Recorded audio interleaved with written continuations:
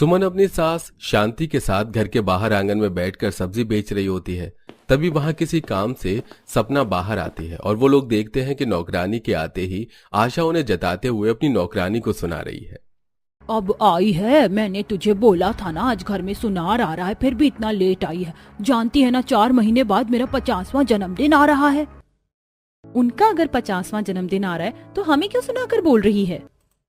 अब कुछ ही देर में शांति ठेले पर सब्जी रखती है और उन्हें बेचने के लिए चली जाती है। तो वहीं आशा के घर सुनार आता है और आशा अपने लिए महंगे गहने देखती है। आप दाम की चिंता मत कीजिए, बस मुझे अच्छे गहने दिखाइए। मेरा 50वां जन्मदिन है, मैं खुद को गहने गिफ्ट करना चाहती हूँ और अपनी गरीब बहन उर्फ देवरानी को दिखाना भी चाहती हूँ। जब आशा गहने देख रही होती है तो उसकी नौकरानी जो उन दोनों के लिए चाय लाती है, चाय देकर वहीं नीचे बैठ जाती है। इसी तरह कुछ दिन बीत जाते हैं और एक दिन शांति अपनी दोनों बहुओं के साथ सिलाई का सामान खरीदने मार्केट जाती है और वहां उनकी मुलाकात आशा से होती है। अरे तीनों सास बहू मार्केट में। सुमन बहू, फिर सिलाई का सामान लेने आई हो क्या? अगर सिलाई का ही सामान लेना था तो अकेली आ जाती। बहू, हम दूसरी तरफ चलते हैं, यहाँ बहुत बड़े बड़े मॉल हैं और बड़े लोग हैं। अब तीनों सास बहू वहां से दूसरी तरफ जाती हैं। मुझे कुछ समझ नहीं आता, उनके पास सब कुछ है फिर भी हमें हर चीज का शो ऑफ क्यों करती हैं? कहने को दोनों जुड़वा बहन है पर जमीन आसमान का फर्क है दोनों में। इतना बोल सपना, शांति, सुमन मार्केट से कुछ प्लेन कपड़े और सिलाई का सामान घर लेकर आते हैं। तो वहीं आशा को मॉल के महंगे कपड़े पसंद नहीं आते। वो मॉल के शीशे के सामने खड़ी होकर ड्रेस लगा लगा कर देखती है। मेरा 50वां जन्मदिन है, मेरे बेटे बहू शहर से आएंगे स्पेशल मेरे लिए। अब क्या मैं अपने बहू बेटे को ऐसे कपड़े दूंगी या अपने बर्थडे पर खुद ऐसे कपड़े पहनूंगी? मुझे तो कुछ पसंद ही नहीं आ रहा। अगर मैडम आपको कुछ पसंद नहीं आ रहा है तो आप किसी डिजाइनर से अपने लिए कपड़े डिजाइन करवा लीजिए। वैसे भी आपका 50वां जन्मदिन है। आशा को दुकानदार का आइडिया काफी पसंद आता है और कुछ ही देर में आशा घर पहुंचती है, जहां वो उन तीनों सास बहू को भी घर में जाते हुए देख सुनाना शुरू कर देती है। बेचारे कुछ गरीब लोग इतने सस्ते कपड़े लाकर बहू से सिलवा लेते हैं कि क्या बताऊं। वैसे हम दोनों देवरानी जेठानी के साथ ही जुड़वा बहन भी हैं। हम दोनों का ही 50वां जन्मदिन है, पर लगता नहीं कि इस बार भी तुम अपना 50वां जन्मदिन मना पाओगी। मैंने तो सोच लिया है कि मैं अपने घर डिजाइनर बुलवाऊंगी और अपने 50वें जन्मदिन पर डिजाइनर कपड़े पहनूंगी।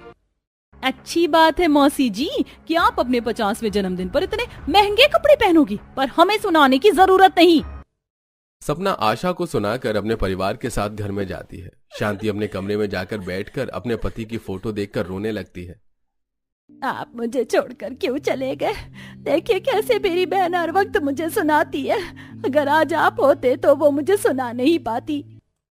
अपनी सास को रोता देख गेट पर खड़ी सपना को बहुत बुरा लगता है। तो वहीं सुमन को भी जब भी 5 मिनट 10 मिनट खाली समय मिलता है तो वो प्रेगनेंसी में भी अपने कमरे में जाकर सिलाई करने के लिए बैठ जाती है और कस्टमर के कपड़े सिलती है। तो वहीं सपना अपने कमरे में बैठी अपने पति से कहती है, मौसी जी और माँ जी दोनों ही जुड़वा बहन हैं। अगर मौसी जी का 50वां जन्मदिन है तो माँ जी का भी तो 50वां जन्मदिन होगा। मुझे बहुत बुरा लगता है जब वो पापा जी की फोटो को देखकर रोती हैं। वो किसी से बात भी नहीं करती, सब्जी बेचने के लिए बाजार जाती हैं और वापस आ जाती हैं।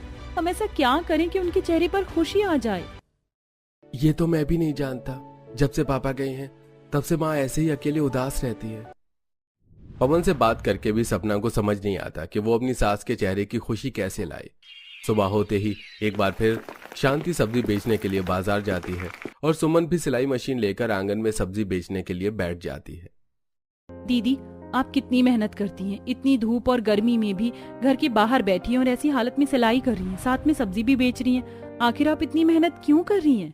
सपना, मेरे पास अब ज्यादा समय नहीं है। 1 महीने बाद ही माँ जी का भी 50वां जन्मदिन है और मैं चाहती हूँ कि मैं उनके जन्मदिन पर उन्हें एक बहुत अच्छी ड्रेस गिफ्ट करूँ। वैसे भी पापा जी का सपना था कि माँ जी का 50वां जन्मदिन वो इतने अच्छे से मनाए कि मौसी जी बस देखती रह जाएं। पापा जी का सपना? कैसा सपना दीदी?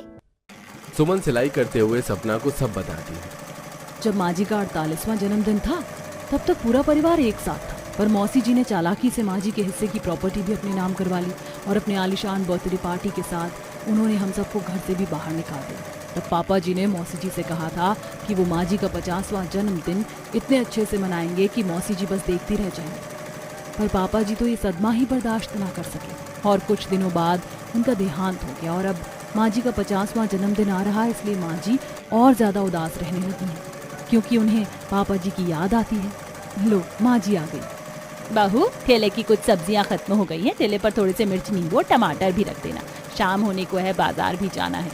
माँ जी, क्या आज मैं भी आपके साथ चलूं?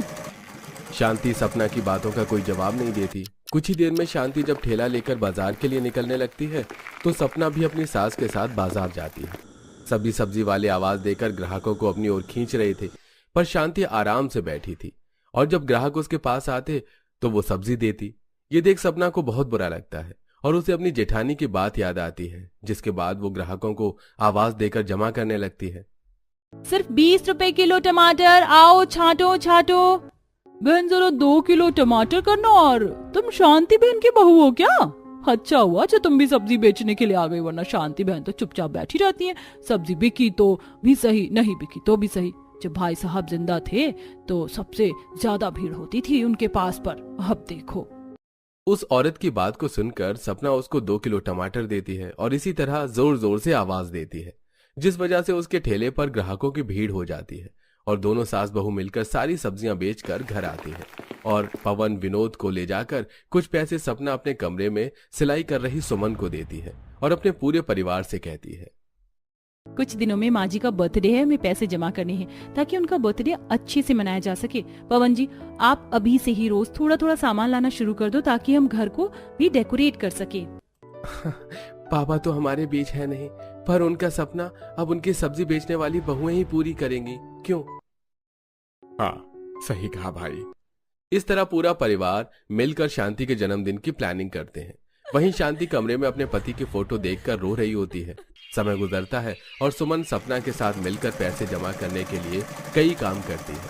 सपना सुबह सास के साथ सब्जी बेचने जाती है तो वहीं घर के काम निपटाने के बाद सुमन कढ़ाई वाले पीस बनाती है और जब रात में सपना आ जाती है तो वो खाना बनाती है और सुमन अपने कमरे में बैठकर ही अपनी सास के लिए एक डिजाइनर ब्लाउज तैयार करती है, जिस पर अपने हाथों से मोती सितारे टांकती है और साड़ी के किनारों में लेस लगाती है और साड़ी के किनारों में कपड़ों के ही फूल बनाकर साड़ी को सजाती है।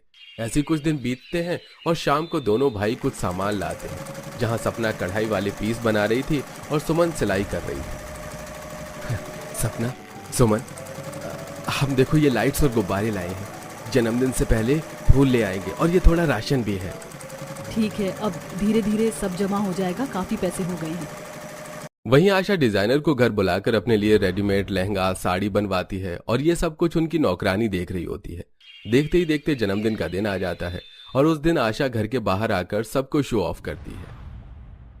आज तो मेरे बेटे बहू भी शहर से आ रहे हैं, पता नहीं मेरे लिए कितना महंगा गिफ्ट लेकर आएंगे। अगर देवची जिंदा होते तो शायद आज तुम्हारा भी जन्मदिन मन जाता। इतना बोलकर आशा घर में चली जाती है। कुछ देर में उसके शहर से अमीर बेटा बहू गाड़ी से घर आते हैं और बाहर जन्मदिन के लिए सजावट भी हो रही होती है। ये देख शांति के बहू बेटे दुखी हो जाते हैं, पर वो हार नहीं मानते और अपने हाथों से पूरा घर सजाते हैं और घर के बाहर एक टेबल का इंतजाम करते हैं। घर के बाहर फूल माला और लाइट, घर के बाहर अब सब कुछ जगमगा रहा होता है। कुछ ही देर रात में रात होती है और सुमन अपनी सास को अपने हाथों की बनाई साड़ी गिफ्ट करती है। माँ जी, पापा जी हमारे बीच नहीं है, पर उनकी बहुत बातें मुझे याद हैं, इसीलिए हम सब ने मिलकर आपका बर्थडे प्लान किया है। चलिए, बाहर आपका केक तैयार है और जल्दी से ये साड़ी पहन लीजिए। बहू, तुमने ये साड़ी बिल्कुल वैसे बनाई है जैसे तुम्हारे ससुर जी मुझे देना चाहते थे। इतना बोल शांति अपनी बहू की दी हुई साड़ी पहनकर बाहर केक काटने के लिए आती है और सजावट देख काफी खुश होती है। गरीब परिवार खुश हो रहा होता है कि तभी आशा रोती हुई अपने घर के बाहर आती है।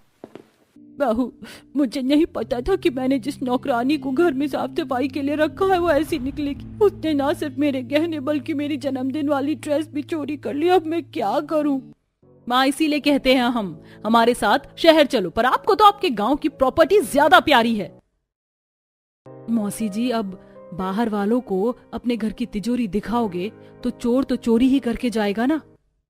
बहू, ऐसा मत बोल, वो जैसी भी है मेरी बहन है। आशा तू हर साल अपना जन्मदिन मनाती है, इस साल भी मनाएगी, और जो सामान चोरी हो गई उस पर रोना कैसा? हम भी तेरा ही परिवार है, भले ही तूने हमारे साथ चालाकी की हो, पर तू हमेशा मेरी बहन ही रहेगी।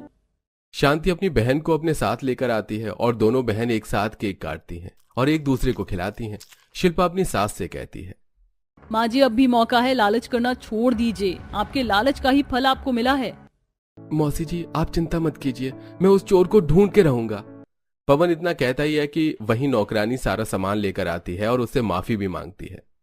इतना सारा सामान देखकर बस थोड़ा सा लालच आ गया था, पर मेरे जमीन ने मुझे एहसास दिलाया मैं गलत कर रही हूँ, मैं चोर नहीं हूँ। मैंने आपका सामान आपको लौटा दिया, मुझे पुलिस के हवाले मत करना। तुम जाओ और अपनी शक्ल मत दिखाना और शांति, तुम मुझे माफ कर दो। मैंने धोखाधड़ी से तुम्हारा हिस्सा भी तुमसे छीना, इसीलिए भगवान ने मेरे साथ ऐसा किया। आज मैं खुद पर बहुत शर्मिंदा हूँ, मुझे माफ कर दो। आशा को अपनी गलती का एहसास हो जाता है और शांति उसे माफ कर देती है और उससे उसकी ड्रेस पहनकर आने को कहती है। आशा बर्थडे ड्रेस पहनकर आती है। फिर सब आशा के घर मिलकर जन्मदिन का डिनर एंजॉय करते हैं। ससुराल के पहले फंक्शन पर जेठानी का खानदानी, देवरानी का स्टाइलिश लहंगा। शाम के समय रजनी बाजार से थकी हारी लौटती है। तभी उसकी बड़ी बहू आशा उसके लिए गरम गरम चाय पकौड़े लेकर आती है।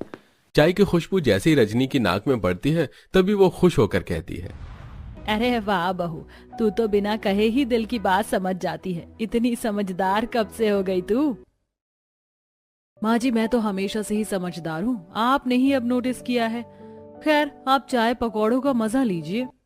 रजनी चाय का कप उठाती है और चाय पीने की जगह कप को ही घूर घूर कर देखने लगती है। उसी समय रजनी की छोटी बहू रिया भी वहां आ जाती है।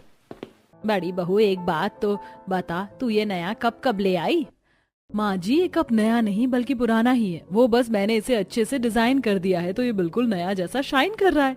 ओहो जेठानी जी, आप भी क्या कबाड़ में फेंकने की पुरानी चीजों को संभालने लायक बनाती रहती हो? पुराना नहीं एंटीक कप है ये, इसमें एक भी क्रैक नहीं है, तो भला क्यों इसे कबाड़ में फेंकती? ताकि घर में नई और स्टाइलिश चाय की क्रॉकरी आ सके। कब तक इस पुराने कप में चाय पिलाती रहोगी आप लोगों को? तुम्हें नहीं पीनी इस कप में चाय तो मत पियो, लेकिन दूसरों को तो मत रोको कम से कम। अरे अच्छी खासी बैठी थी, तुम दोनों की बकबक से सिर दर्द होने लग गया मेरा। अब चली जाओ यहाँ से, शांति से चाय पीने दो मुझे। दोनों देवरानी जेठानी एक दूसरे को घूरते हुए वहां से निकल जाती हैं। हर घर की तरह रजनी के घर में भी जेठानी देवरानी के बीच नोकझोंक हुआ करती, क्योंकि जहां आशा को क्लासिक और एंटीक चीजों का शौक था तो वहीं रिया को स्टाइलिश रहना अच्छा लगता था। एक और आशा पुरानी और एंटीक चीजों को संभाल कर अच्छे से रखती तो वहीं रिया उन्हें फेंक कर कुछ नया और स्टाइलिश ले आया करती। एक रोज दोनों ही शॉपिंग करके लौटती हैं। ले संजय, आ गई तेरी भाभी मेरे पैसे उड़ाकर। हाँ, तो मेरे पैसे कौन से सुरक्षित हैं? इसने भी भाभी को कंपटीशन देने में पैसों का नुकसान ही किया होगा।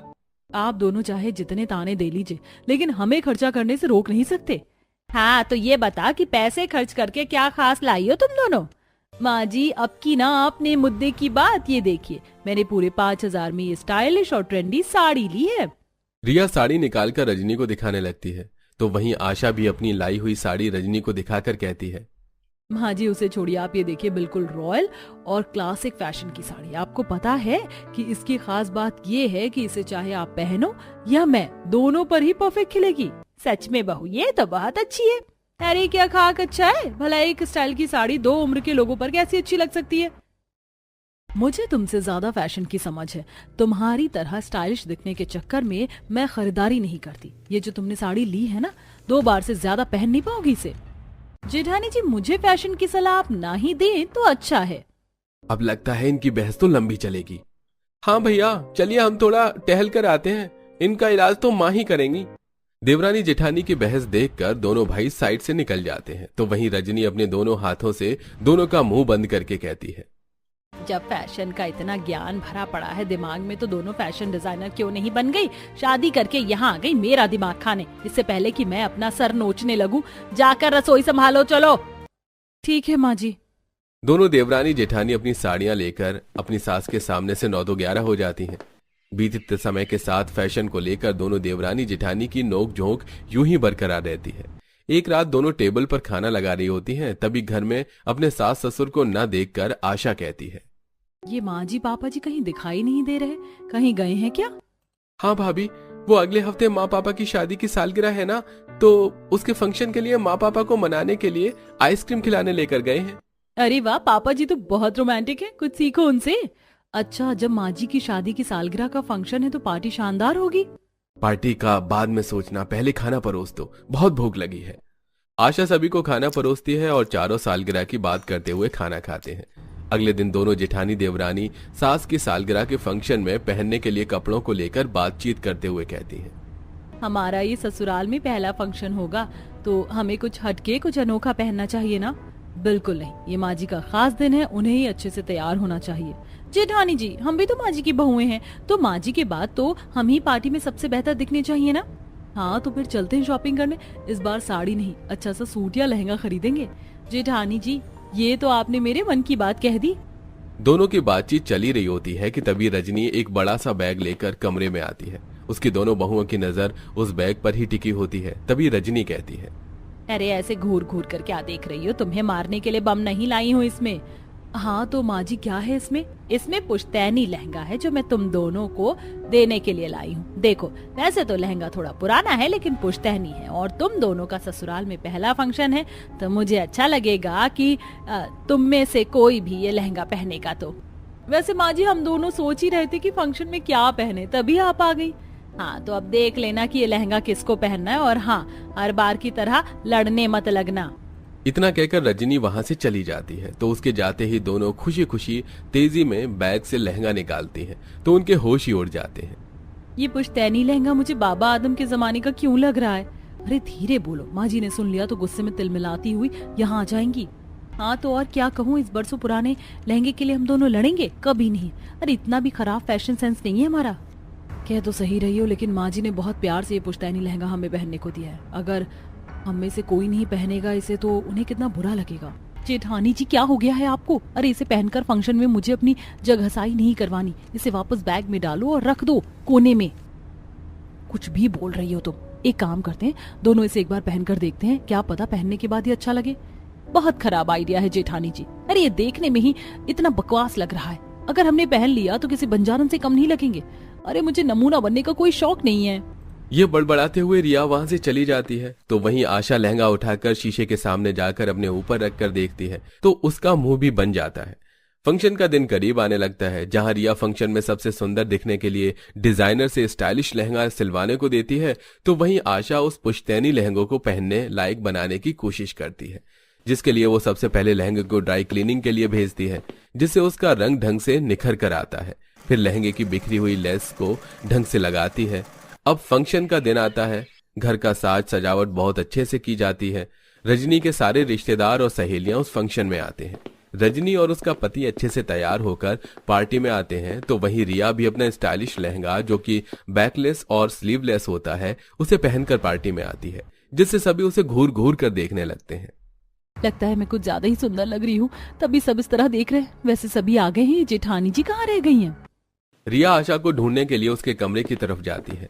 तभी आशा अपनी सास का दिया पुश्तैनी लहंगा पहनकर बाहर आती है और सभी की नजरें उस पर टिक जाती हैं, क्योंकि आशा ने उस पुराने लहंगे को अपने क्लासिक गहनों और मेकअप के साथ इतनी अच्छी तरह पहना था कि कोई कह ही नहीं सकता था कि वो लहंगा पुराना है। अरे वाह बहू, ये लहंगा तो तुझ पर बहुत जच रहा है। बिल्कुल, ये तो लग ही नहीं रहा कि इतना पुराना पुश्तैनी लहंगा है। माँ जी, पापा जी, मैंने तो बस इस पुश्तैनी लहंगे को अपने हिसाब से पहना है। फंक्शन में आए सभी लोग आशा और उसके लहंगे की तारीफ करते हैं, तो वहीं रजनी की कुछ सहेलियां रिया को देखकर मुंह बनाते हुए कहती हैं, सही कहते हैं कि दुनिया में भांति भांति प्रकार के लोग हैं। जब रजनी की बहुओं को ही देख लो, बड़ी बहू कितनी सुंदर लग रही है पुश्तैनी लहंगे में। पुश्तैनी लहंगा है ऐसा तो लग ही नहीं रहा है, और वहीं छोटी बहू को देख लो, ऐसा लहंगा पहनकर घूम रही जिसमें आधे से ज्यादा बदन दिख रहा है। वही तो, इससे अच्छा तो साड़ी पहन लेती। अरे जो पहने हमें क्या करना। उनकी ये बातें सुनकर रिया बहुत उदास हो जाती है। आशा की नजर जब रिया पर पड़ती है तो वो उसे उदास देखकर साइड में ले जाती है। तब रिया उसे सब बताते हुए रोने लगती है। मैंने मन से इतना महंगा स्टाइलिश लहंगा बनवाया, लेकिन ये सब सुनने को मिला। इससे अच्छा तो मैं पुश्तैनी लहंगा ही पहन लेती। अरे इस तरह उदास नहीं होते, तुम चलो मेरे साथ। आशा अपने साथ साथ उसे अपने कमरे में ले जाती है और अलमारी से उसे अपना सुंदर सा लहंगा देकर पहनने को कहती है। कुछ ही देर में दोनों पार्टी में वापस आते हैं। अब भी लोगों की नजरें रिया को देखती हैं, लेकिन अजीब तरह से नहीं। पूरा परिवार मिलकर सालगिरह का केक कट करता है और फिर सभी फंक्शन को अच्छे से एंजॉय करते हैं। इस फंक्शन के कारण रिया को समझ आ गया था कि फैशनेबल और स्टाइलिश रहना अच्छी बात है, लेकिन कपड़े जगह और माहौल देखकर ही पहनने चाहिए।